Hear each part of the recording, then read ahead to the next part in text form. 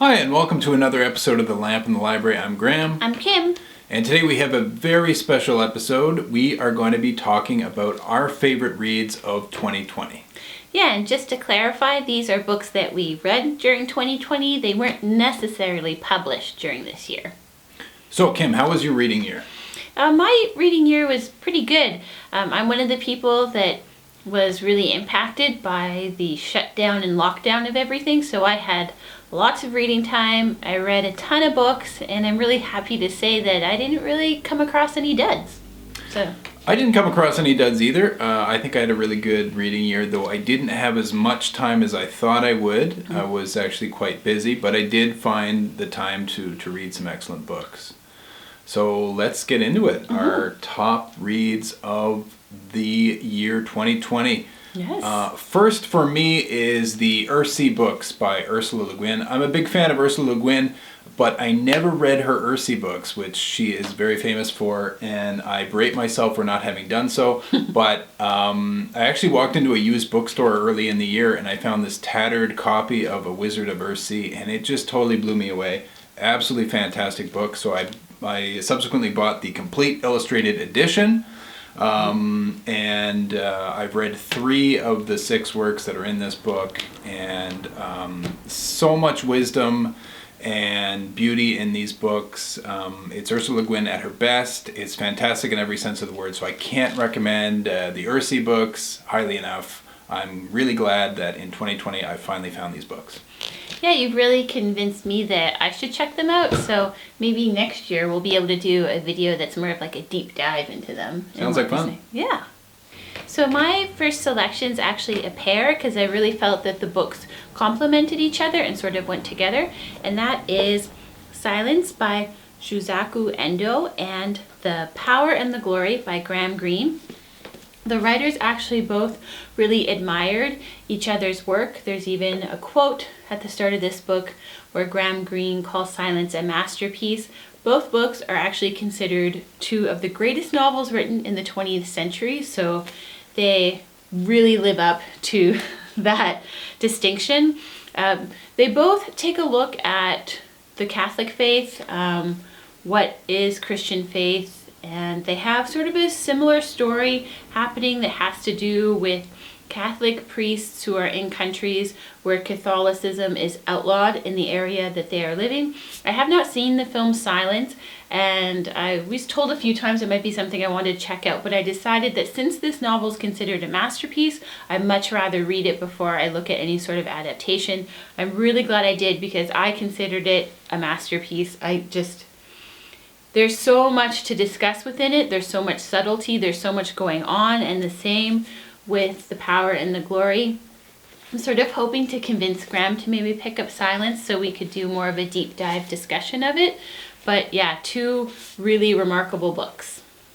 Here's a book that was published in 2020. This is called Flyaway by Kathleen Jennings, and it's a nice little short slice of Australian Gothic. It's a world where local legends and storytelling kind of come to life. Absolutely great, and I just want to highlight that the author did the cover art and the art inside. Well worth checking this book out. Yeah, we both read it during the Halloween month, and it was a really fun Halloween kind of read. But It also, I think, is a good escapist read. Yeah, absolutely. Yeah.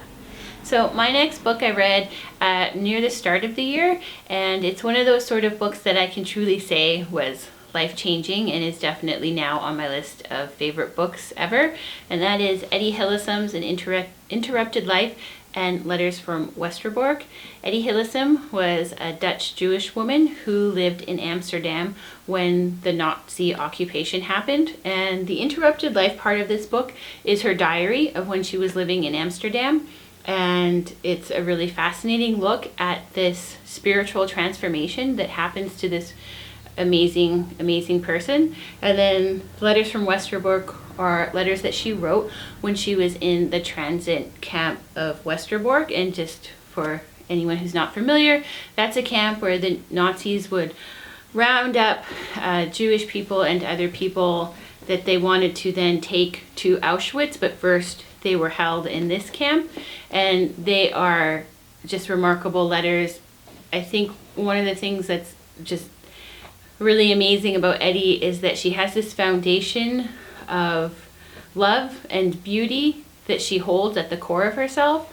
So during all the most horrendous things, happening, she still can see some beauty in the world and love for her fellow human.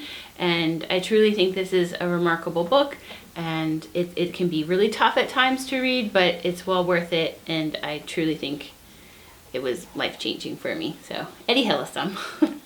Continuing on the theme of heavier reads, early in the year when the pandemic was just starting off, back in January, February, I decided to pick up Station 11 by Emily St. John Mandel, which is a book about, what if a pandemic was civilization endingly bad? And, the forces of art and community were doing battle with the baser instincts of humanity in the post-apocalyptic wasteland.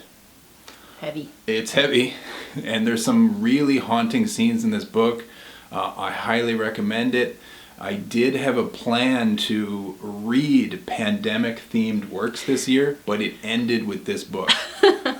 Because who wants to wallow in the pandemic during a pandemic? But I do recommend the book. It was really good. I'm going to share a book that I reread this year, and that is the Bhagavad Gita.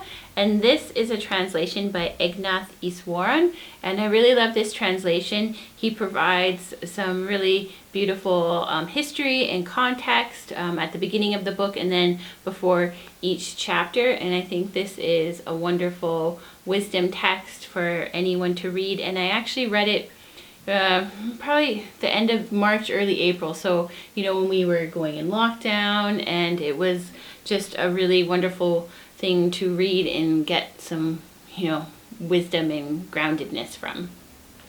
So my next book has been getting a lot of attention this year because a prominent film version is in the works and set to be released soon. In fact, I think the release was pushed back because of the pandemic. I have to be honest, I was really hesitant about revisiting this book because it was my favorite book when I was 16. And how much of the art that you were into when you were 16, whether it's music or books or movies, do you still appreciate, later in life?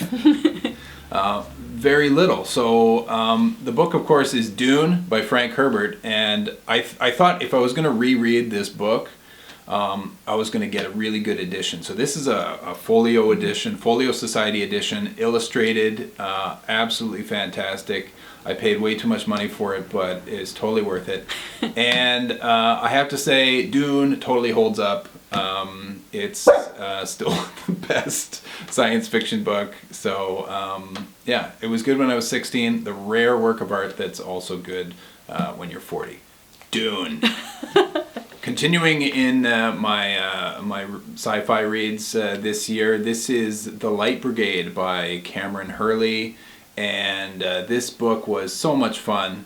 It's chock full of references to other classic sci-fi works, from Kim Stanley Robinson's Mars books to The Forever War. But it stands on its own. It is mind-bending. It's a lot of fun. It is unapologetically political, and I can't recommend it highly enough if you want some really fun escapist read, a book that you can't put down. The Light Brigade. So next up, I have a text called The Conference of the Birds by Attar. And Attar was a Sufi poet, and a lot of people, when they think of Sufi poets, they think of Rumi, and Attar is another master of the Sufi poetry. This one is this really fascinating work where it follows these birds who are going to go in search of the divine, of God, and it's full of all these parables and insights into, the meaning of life. So, easy peasy stuff, but it has some really fascinating parables in it. I really, really enjoyed it. I'm actually thinking, I enjoyed it so much that I'm actually thinking of getting a different translation of it, because I heard that there is a translation where it still tries to maintain the rhyming nature that would be in the original, whereas in this one is really focused on trying to really bring out the essence of the work, and I kind of would like to read both to maybe just get an even fuller picture of this wonderful wisdom text, The Conference of the Birds. Also really beautiful cover on this one. Yeah. I won't spend too much time on this one, but this is Dead Astronauts by Jeff Vandermeer. We talked about this in a previous video that we'll link to down below. But absolutely fantastic book. It's science fiction. It's in the same universe as his Bourne book, but it's much more experimental than anything he has written thus far, and I think it's all the more powerful for it. Like a lot of his works, he touches on the current ecological crisis, and highly recommend it. Mm-hmm. And then also, we both loved, and I'll link below to the video where we discussed Piranesi. I think that this book was a beautiful marvel, and just if you haven't read it, do yourself a favor, pick it up. Yeah, we both really, really loved it. Yeah. And then lastly, we also discussed this book, Vesper Flight by Helen Macdonald. Another one we'll link to below if you want to watch the full discussion of it. But it's a really, really beautiful read. Yeah, absolutely beautiful nature writing. Very melancholy because it obviously touches on the unbalanced relationship that we have with the natural world currently, but definitely worth reading. Cooper agrees. Yeah, she agrees. So there you have it. That was our list of our favorite books that we read in 2020. I think you can see that we have slightly different tastes, but there are some overlaps. Yeah, definite overlaps. Yeah.